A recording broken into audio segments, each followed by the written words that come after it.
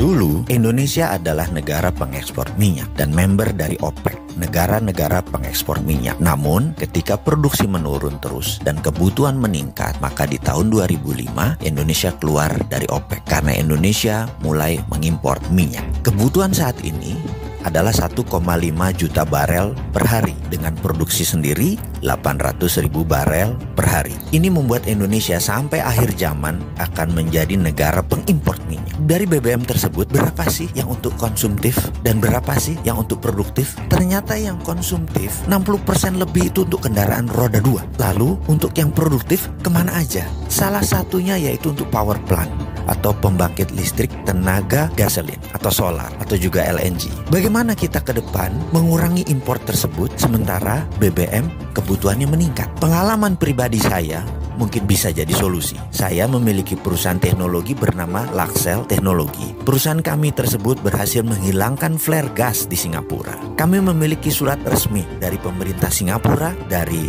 Shell, dan dari Mobil Oil atas suksesnya menghilangkan 5 flare gas dan menjadi zero flaring. Dengan teknologi ini, bagaimana kalau kita membuat dua hal dengan satu tenaga? Kita menjadi negara pertama di dunia yang berhasil menghilangkan gas suar bakar atau flare gas, dan kedua adalah kita menjadi negara yang mendukung lingkungan hidup, yaitu fight global warming. Kita tahu bahwa saat ini ada lebih dari 700 mm SCFD. Flare gas dibakar setiap harinya di 8 provinsi di Indonesia. Terbesar di wilayah Sumatera dan di Blok Cepu. Sekali lagi, flare tersebut dibuang percuma. Kalau dinilai dengan uang, maka nilai 700 mm SCFD itu adalah 5 triliun rupiah per tahun yang kita buang. Kedepan mengapa kita tidak memanfaatkan sampah ini? Flare gas tadi jugalah yang membuat Indonesia dalam statistik global warming lingkungan hidup dunia memberikan kontribusi penyebab panas bumi lebih dari 5%. Saya jamin dalam 5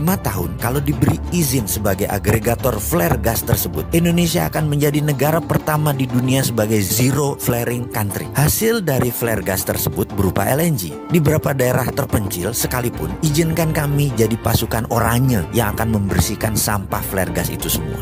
LNG-nya bisa masuk PLN. Energinya PLN kan masih kurang. LNG tersebut bisa PLN beli dengan harga murah dan distribusikan ke pembangkit listrik tenaga gas. Atau pembangkit listrik berbasis gasolin biasanya juga dual combustion. Bisa pakai gas, bisa pakai BBM. Ditambah lagi ada 18 power plant di Indonesia Timur yang pakai BBM yang bisa diganti gas. Untuk ini ada kelebihan yang lainnya. Pada saat regas, gas LNG tadi ada dingin terbuang kira-kira minus 170 derajat Celcius yang bisa kita tangkap untuk dibuat cold storage untuk ikan. Cold storage tadi untuk meningkatkan hasil nelayan di mana energinya gratis. Tentunya cold storage tadi disiapkan oleh pemerintah. Hal itu semua akan mengurangi import gas 5 triliun per tahun. Juga PLN mendapatkan LNG. Apa syaratnya untuk itu semua? Cuma 2, yaitu PLN menerbitkan GSA, Gas Sales Agreement, dan negara kasih izin flare gas agregator. Semoga ide ini bermanfaat.